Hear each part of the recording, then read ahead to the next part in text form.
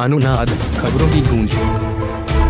Subscribe करें हमारे channel अनुनाद न्यूज को और खबरों को सबसे पहले पाने के लिए बेल आइकन को भी दबाएं।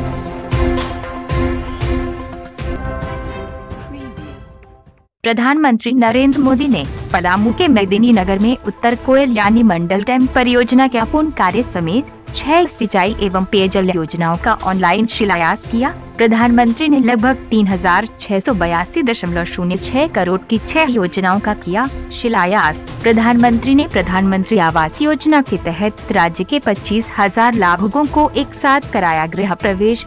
सांकेतिक तौर पर 5 लाभुकों को सौंपी घर की चाबी। किसानों की समृद्धि के आजादी के बाद से क्या प्रयास हुए, इसकी गवाही यह मंडल डैम दे रहा है। आधी सदी गुजर गई और मंडल डैम खंडहर में बदल गया। 1972 से डैम निर्माण हेतु चली फाइल चली और भटकती रही। उसके बाद 25 साल से ये कार्य पूर्ण रूप से ठप पड़ गया। क्या अगर इस डैम का निर्माण होता तो किसान कर्जदार बनता नहीं। साथ ही 30 करोड़ की योजना 2000 करोड़ तक नहीं पहुंचती। ये किसानों के प्रति किया गया अपराध है, क्योंकि पूर्व की सरकार ने किसानों को वोट बैंक के तौर पर देखा, लेकिन वर्तमान सरकार किसानों को वोट बैंक नहीं अन्नदाता समझती है।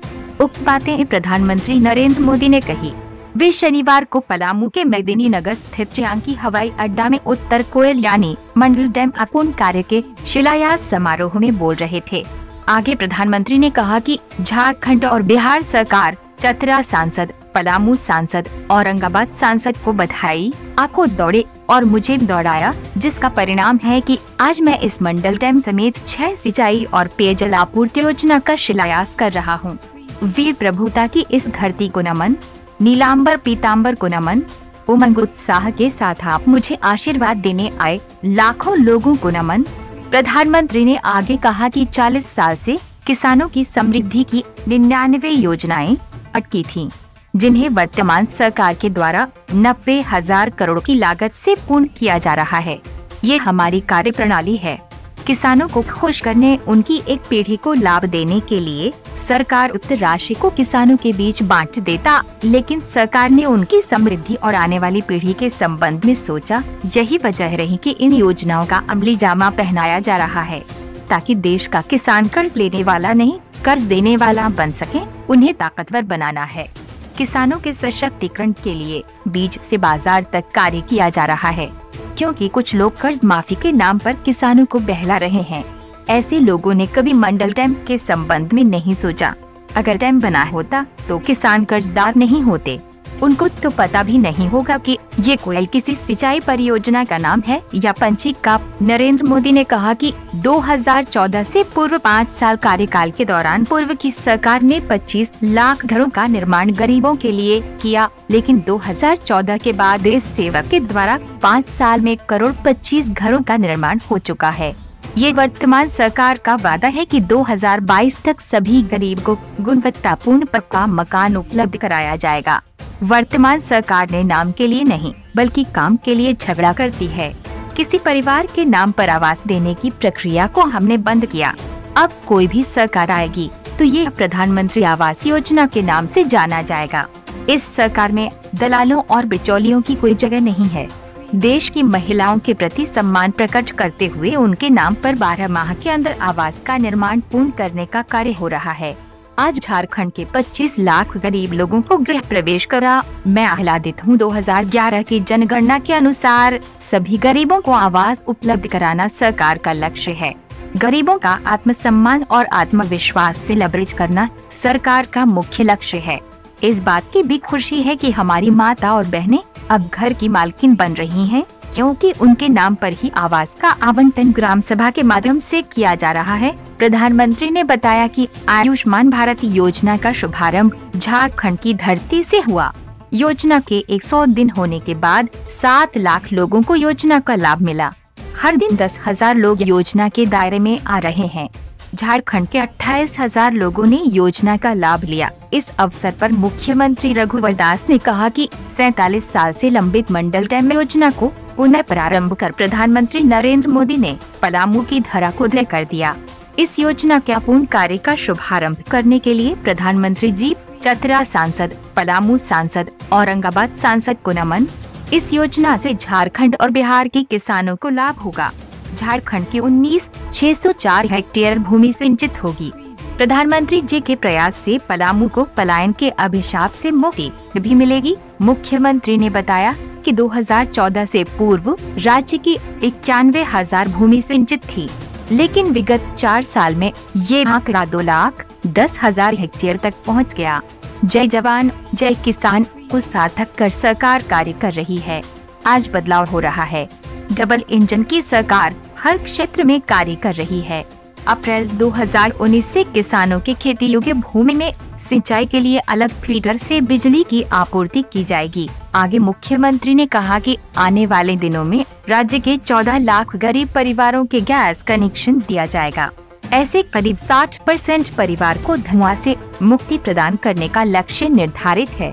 झारखंड इकलौता ऐसा राज्य है जो गरीबों को गैस के साथ चूल्हा भी मुफ्त दे रही है। मुख्यमंत्री ने कहा कि किसानों की समृद्धि के लिए राज्य के किसानों की खरीफ फसल के लिए 5,000 रुपए प्रति एकड़ दिया जाएगा। 22,76,000 किसानों को इसका लाभ मिलेगा।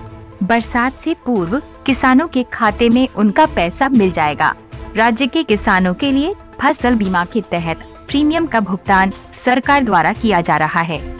आज राज्य के मेहनतकश किसानों की बदौलत 2013 से 14 की -4% कृषि विकास दर 4 साल में बस 14% पहुंच गई। किसानों की उन्नत किसान बनाने और उन्नत खेती के लिए इजराइल भेजा गया।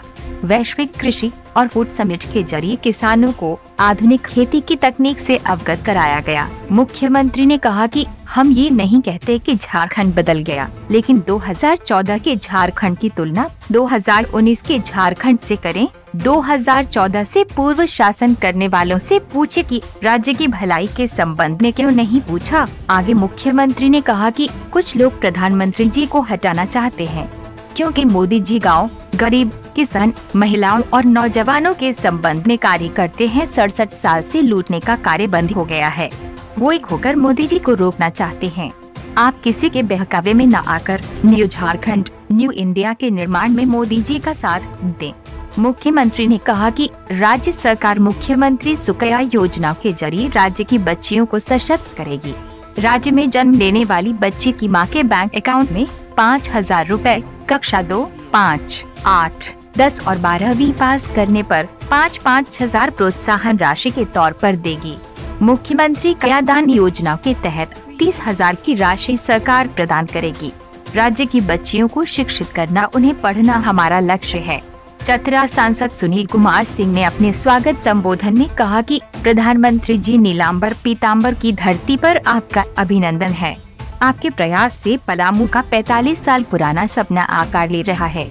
पलामू सुखाड़ से मुक्ति की ओर चल पड़ा है। कार्यक्रम में धन्यवाद ज्ञापन पलामू सांसद विष्णु उद्याल राम ने दिया। प्रधानमंत्री ने सांकेतिक तौर पर कलेश्वरी देवी, ललिता देवी, रीना देवी, देवंती देवी को प्रधानमंत्री आवास योजना के तहत निर्मित घर की चाबी सौंपी। इस अवसर पर योजना के तहत 25,000 लाभुकों को घर की चाबी दी गई।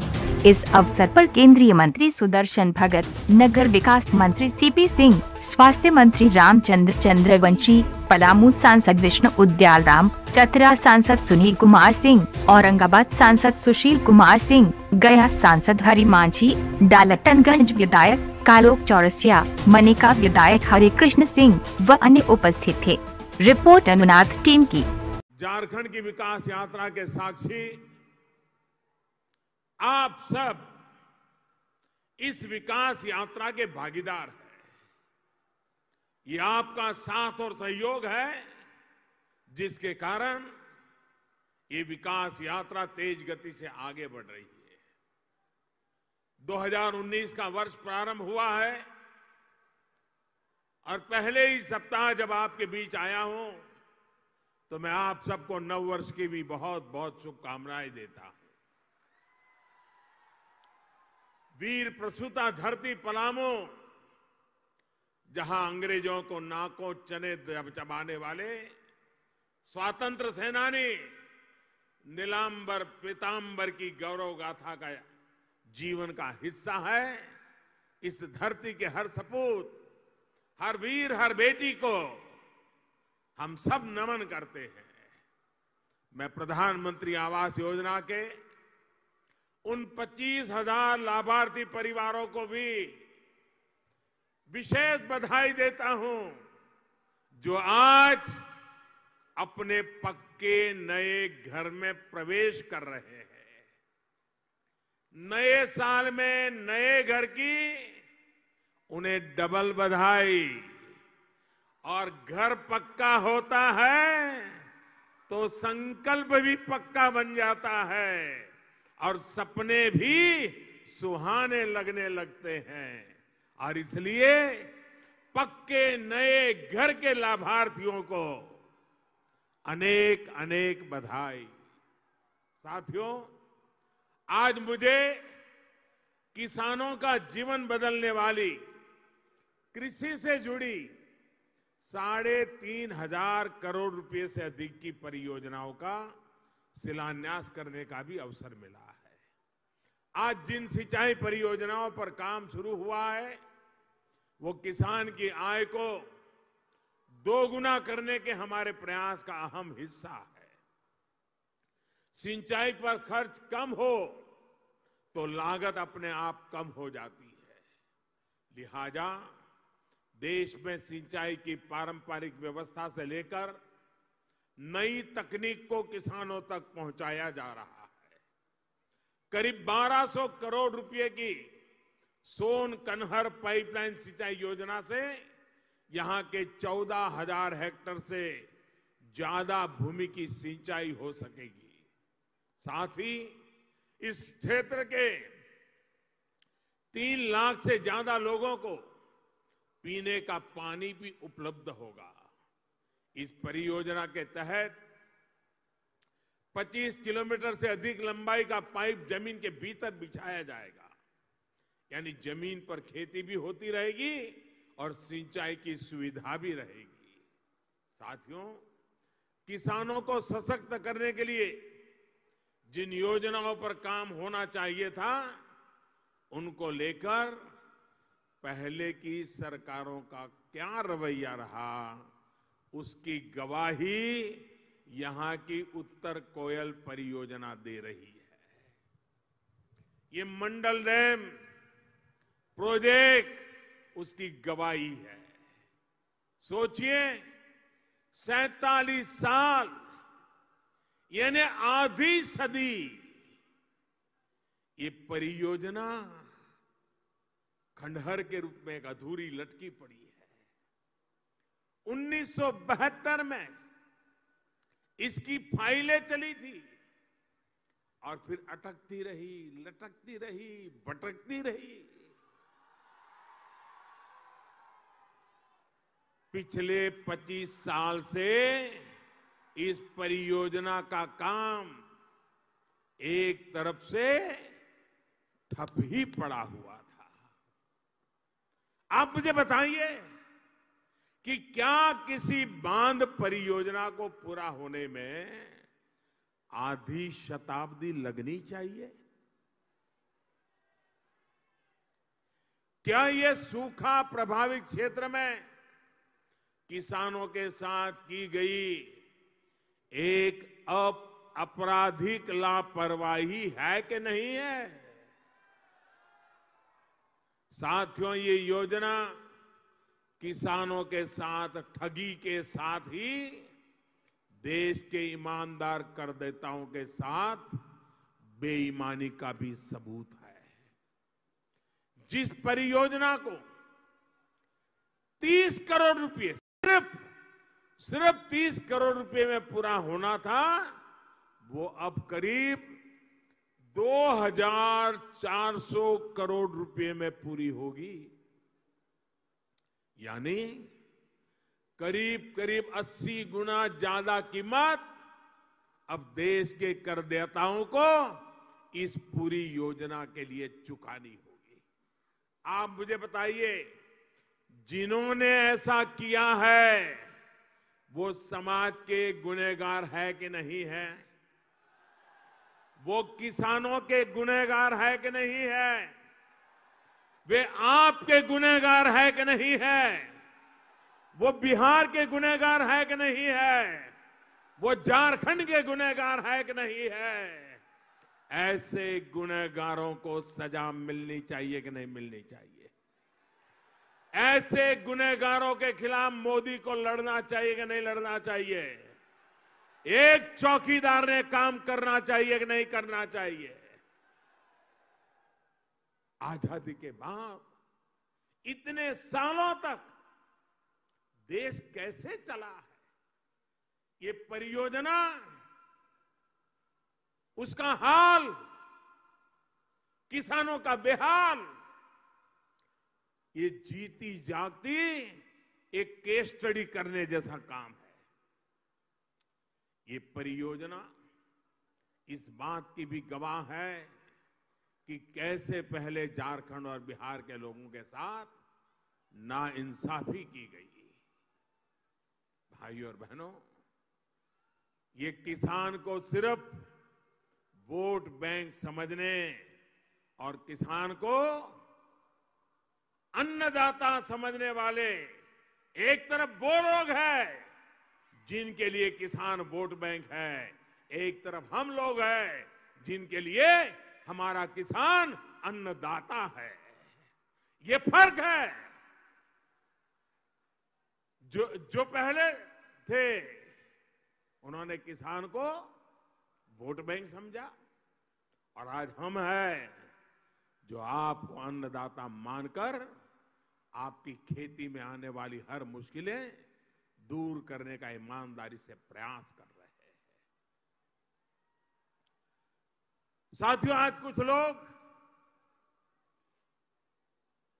इस अवसर को इस रूप में देखेंगे कि आज इतने सालों से लटका हुआ एक काम आगे बढ़ रहा है। ये बात इतनी छोटी नहीं है।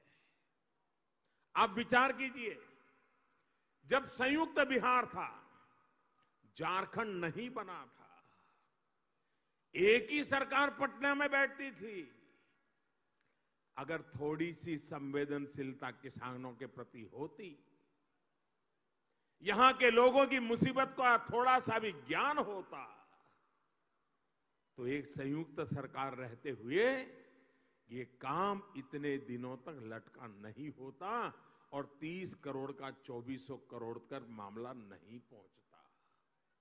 दूसरी बात, आज हिंदुस्तान में पानी को लेकर के अड़ोस पड़ोस के राज्यों के बीच ऐसी लड़ाई चल रही है, सुप्रीम कोर्ट में मामले पड़े हुए हैं, पानी बह रहा है, समंदर में जा रहा है, लेकिन अपने राजनीतिक कारणों से लड़ाइयां लड़ी जा रही है।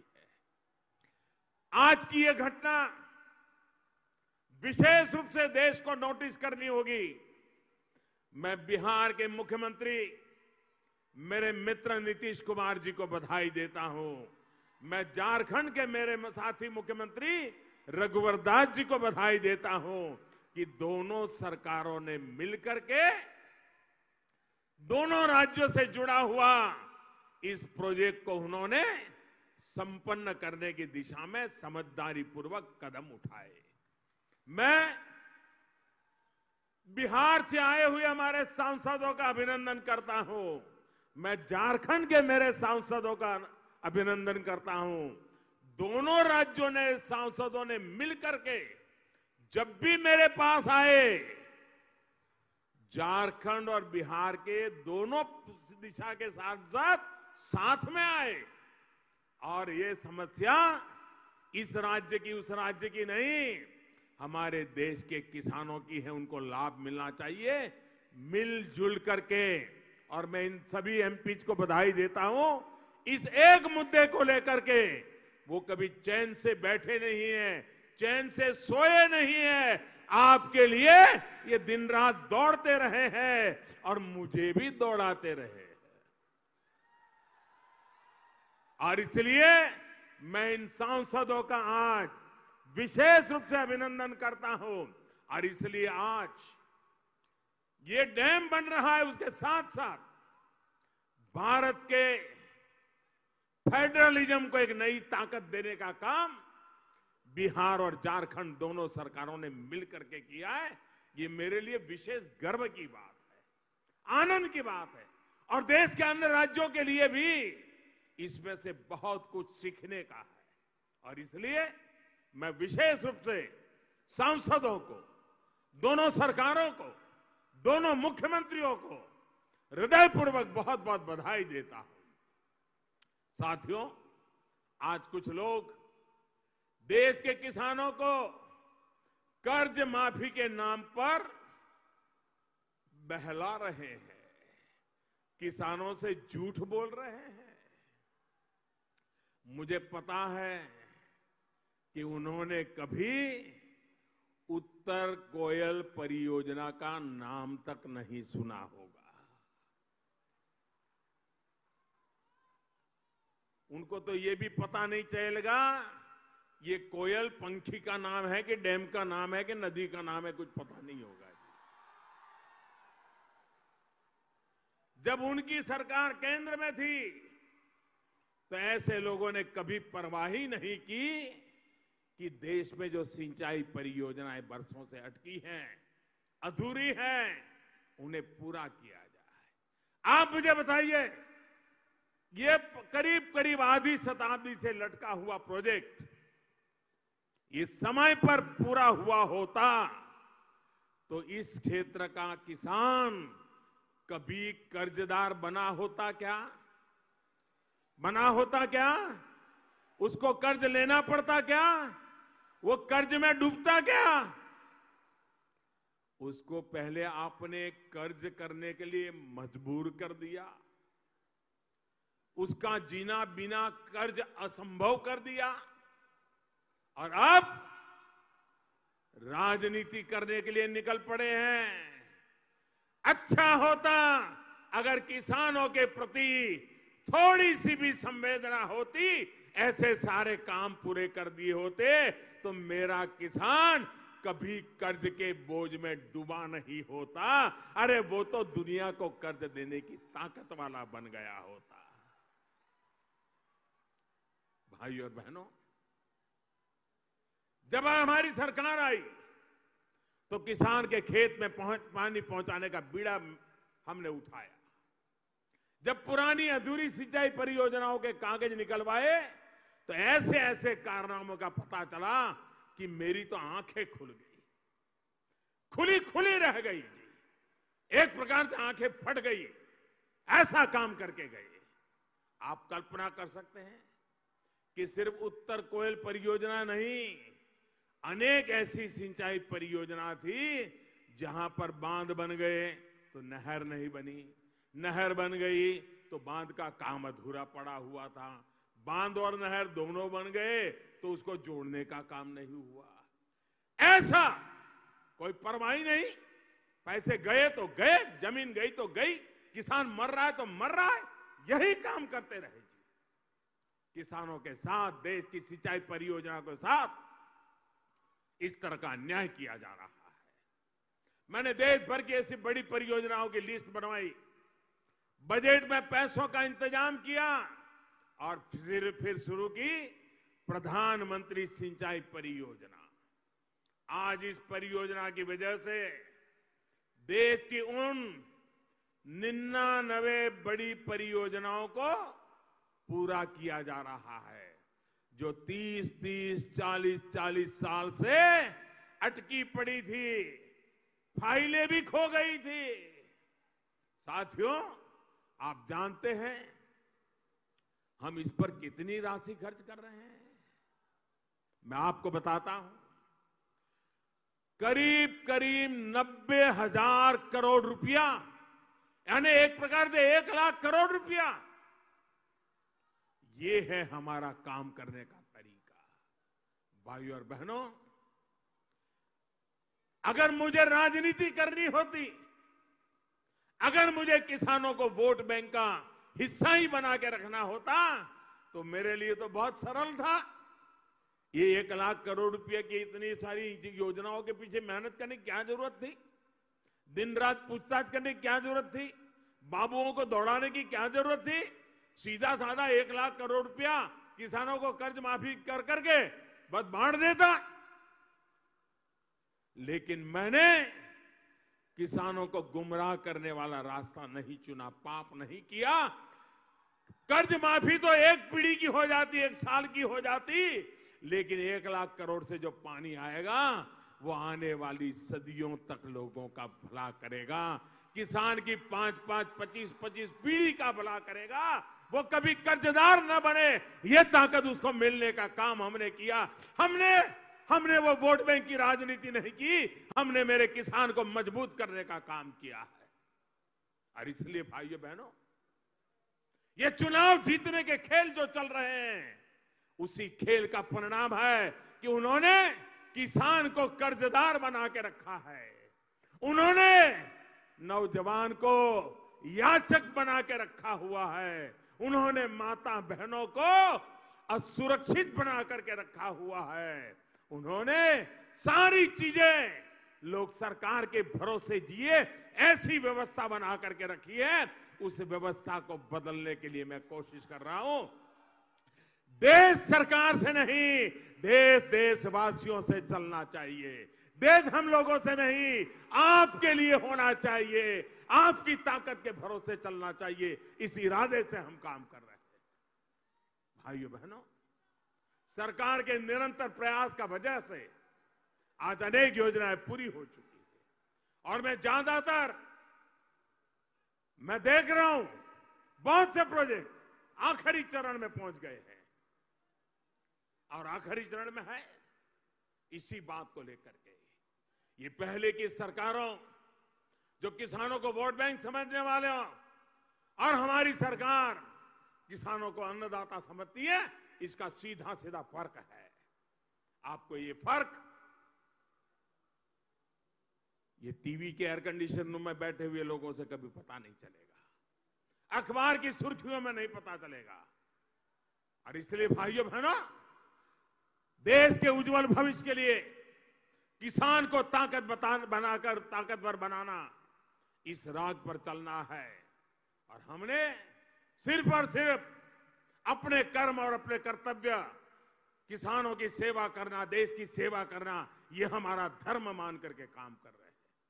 साथियों, हमारी सरकार खेती और किसान को सशक्त करने के लिए एक नई सोच के साथ आगे बढ़ रही है। हमारा प्रयास बीज से बाजार तक नई व्यवस्थाएं खड़ी करके किसान को मजबूत करने का है।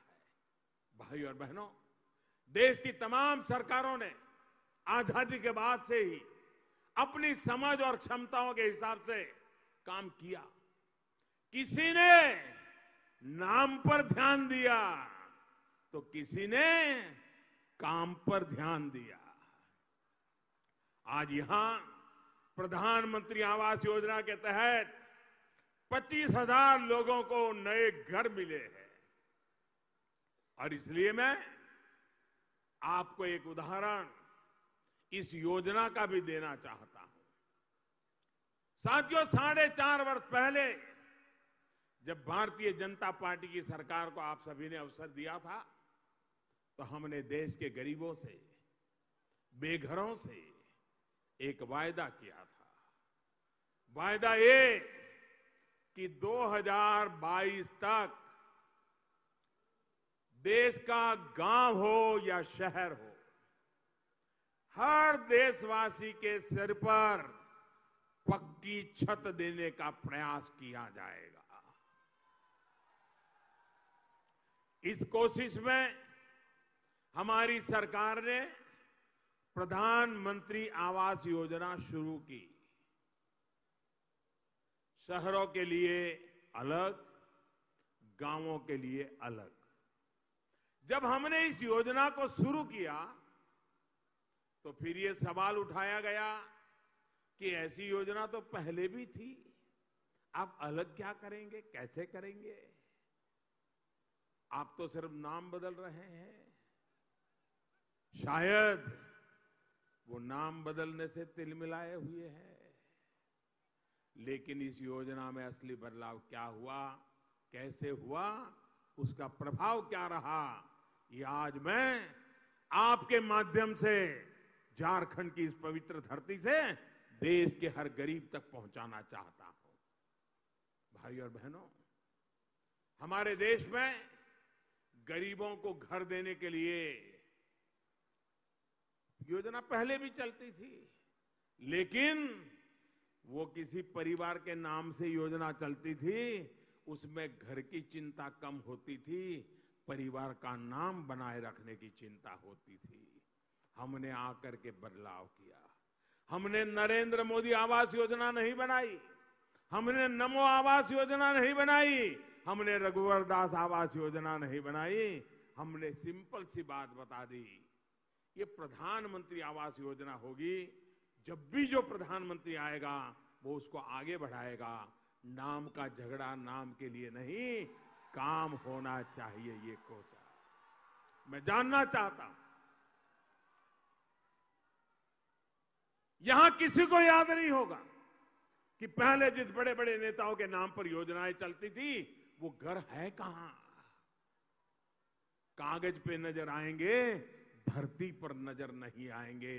ये रुपये कहां गए, कहां गए वो लोग, कहां गए वो घर, कहां गए वो पैसे।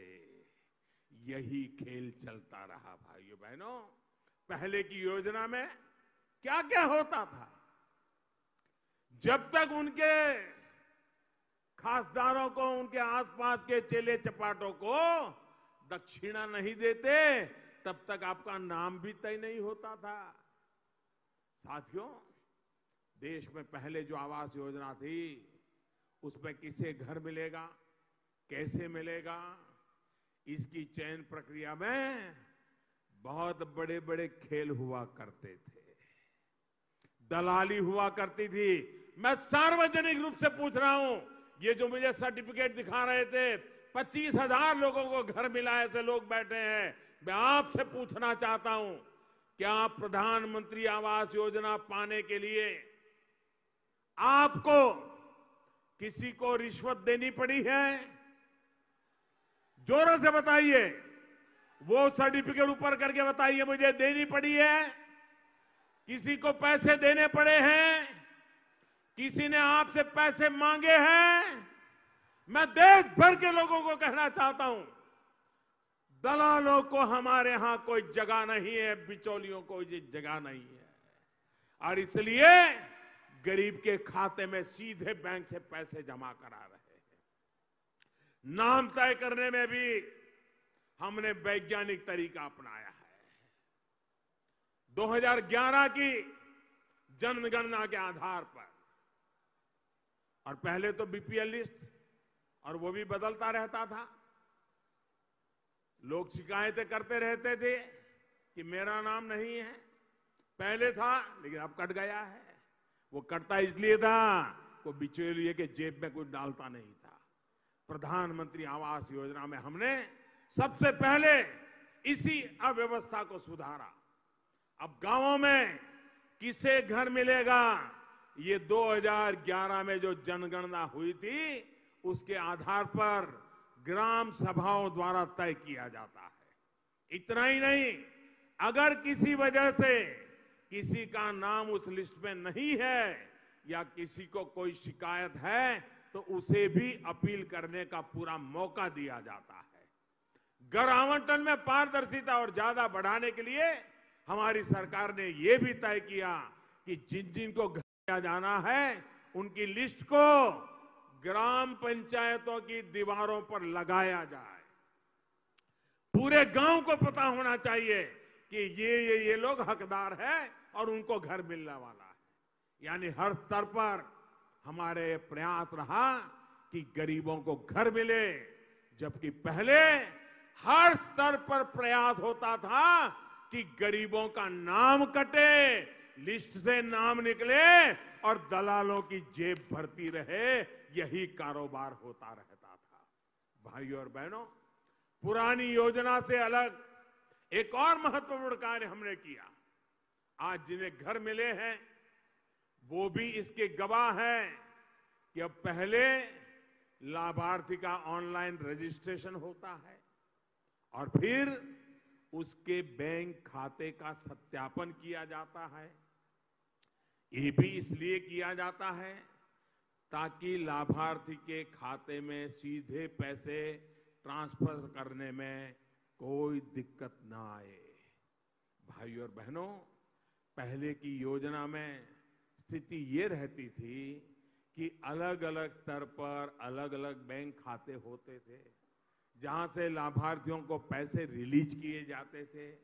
इस वजह से अक्सर उनका पैसा अटक जाता था। अब हमने राज्य स्तर पर सिर्फ एक खाता बना दिया है जहां से सारे लाभार्थियों को पैसे ट्रांसफर किए जाते हैं। यानी घर पाने वालों की एक और दिक्कत को दूर करने का हमने प्रयास किया। अब आते हैं घर निर्माण की मॉनिटरिंग पर। पहले की योजना में किस तरह के घर बनते थे आपने भी देखा होगा। उनकी ऐसी बुरी हालत रहती थी कि लोग घर मिलने के बाद भी उसमें जाने के लिए तैयार नहीं होते थे। ये स्थिति इसलिए थी क्योंकि पहले की योजनाओं में मॉनिटरिंग की का कोई उचित तरीका ही नहीं था। प्रधानमंत्री आवास योजना के तहत बनने वाले घरों की क्वालिटी पर नजर रखने के लिए हमने नई व्यवस्था विकसित की। अब जो घर बनते हैं उनमें निर्माण के दौरान 3 अलग अलग स्तरों पर फोटो ली जाती है, उसकी जियो टैगिंग की जाती है, यानी किस तारीख को फोटो ली, कहां पर ली, ये सारी जानकारी सही तरीके से जमा की जाती है। इतना ही नहीं, सरकार ने जो व्यवस्था बनाई है उसमें ये भी इंतजाम किया है कि इन फोटो को कोई भी देख सकता है। भाई और बहनों, पहले जो घर मिलते थे उसमें सिर्फ खाली 4 दीवारें होती थी। अब जो घर मिल रहे हैं उसमें तमाम मूल सुविधाएं हैं जो एक परिवार के लिए जरूरी होती है। बिजली का कनेक्शन, रसोई गैस का कनेक्शन, शौचालय, ये सब सुविधाएं घर के साथ ही मिल रही है। इसके अलावा एक और बड़ा काम किया है हमने घर की डिजाइन को लेकर।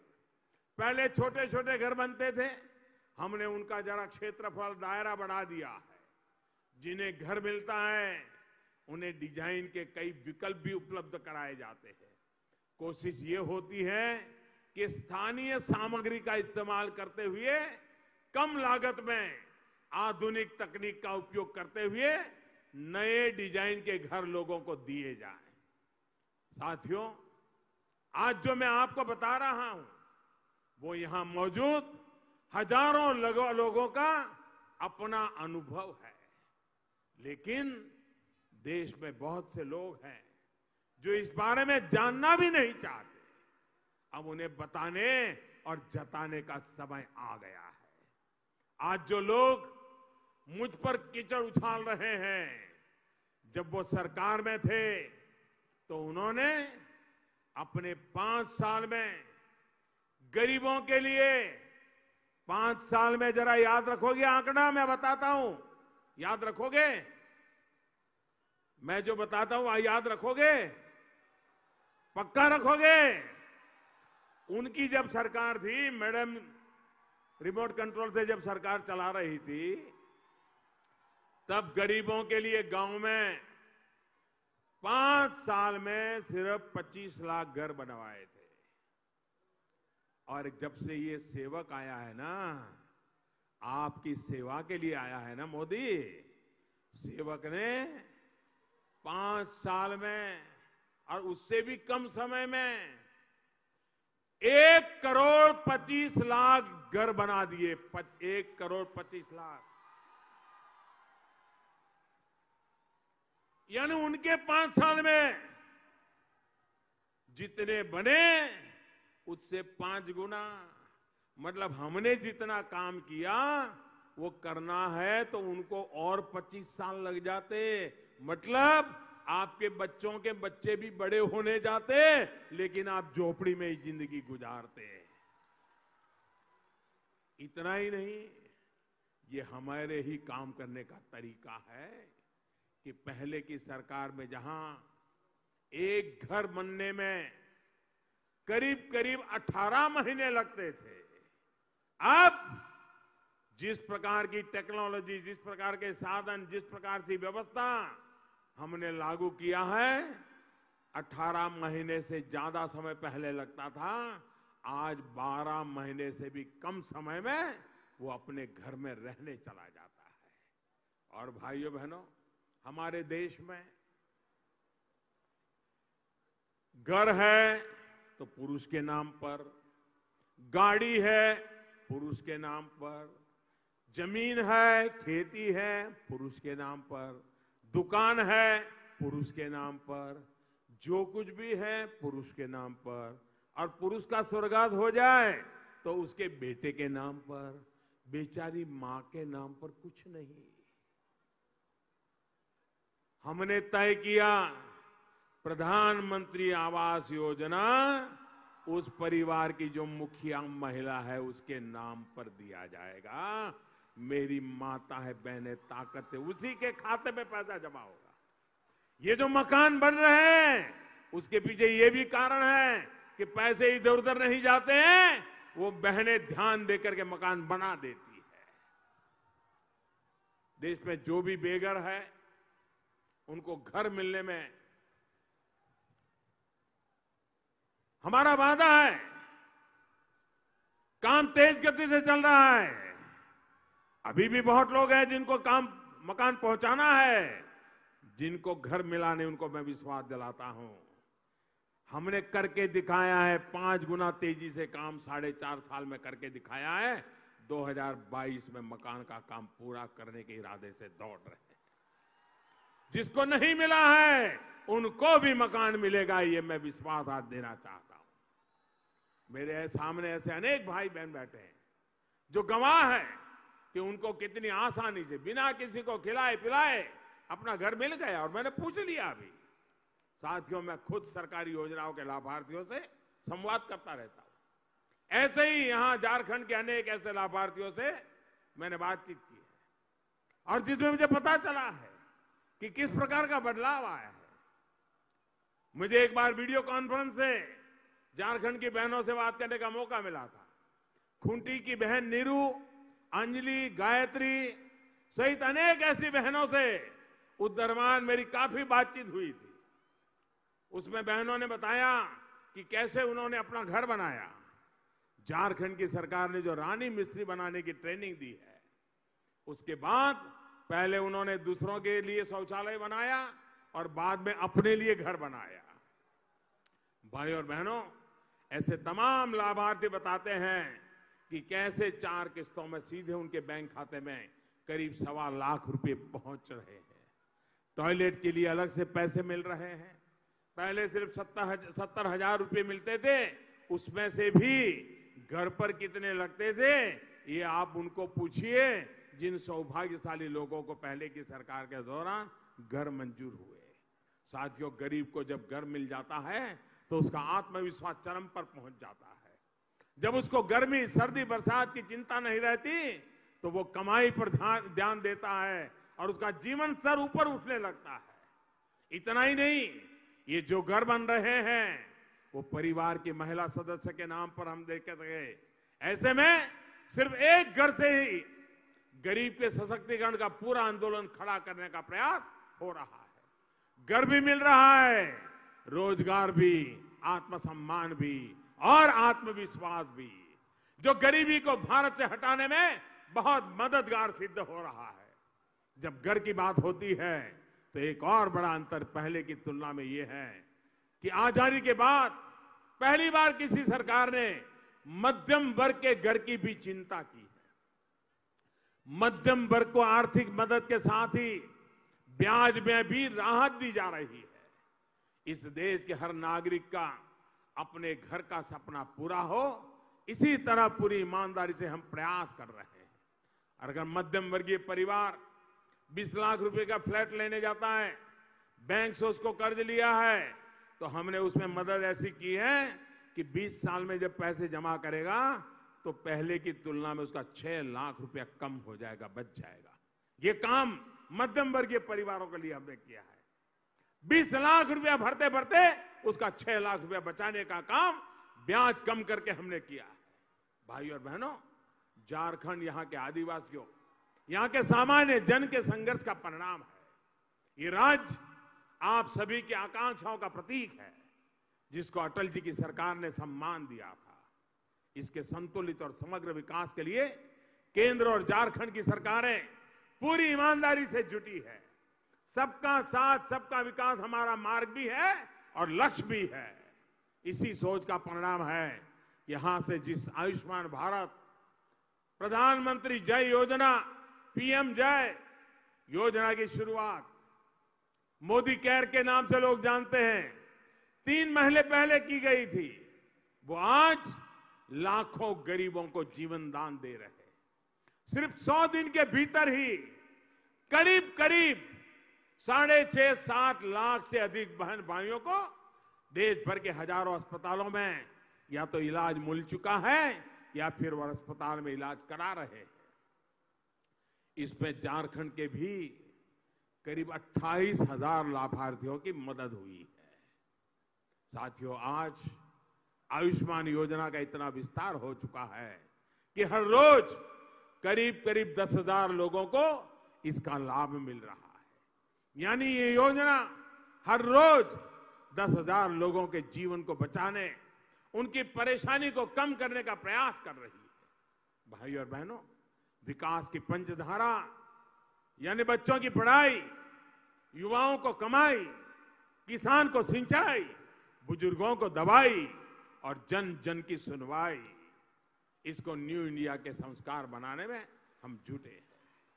आप सभी झारखंड वासियों का भरपूर आशीर्वाद हमारे साथ रहा है। न्यू इंडिया के लिए रहा है, न्यू झारखंड के लिए रहा है। विकास के प्रति अपने विश्वास को आप यूं ही बनाए रखेंगे। इसी भावना के साथ मैं फिर एक बार नीतीश कुमार को और रघुवर दास जी को दोनों को बधाई देता हूं, हमारे सभी एमपीज को बधाई देता हूं और जनता जनार्दन को बधाई देता हूं। इस परियोजनाओं के लिए अनेक अनेक शुभकामनाएं देता हूं। और आपने इतनी बड़ी संख्या में आकर के इतने धैर्य के साथ आशीर्वाद दिए, इसके लिए मैं फिर एक बार सर झुका करके नमन करता हूं। मेरे साथ पूरी ताकत से बोलिए, दोनों मुट्ठी बंद करके बोलिए, भारत माता की। ऐसे नहीं, भारत माता की। शाबाश, भारत माता की, भारत माता की।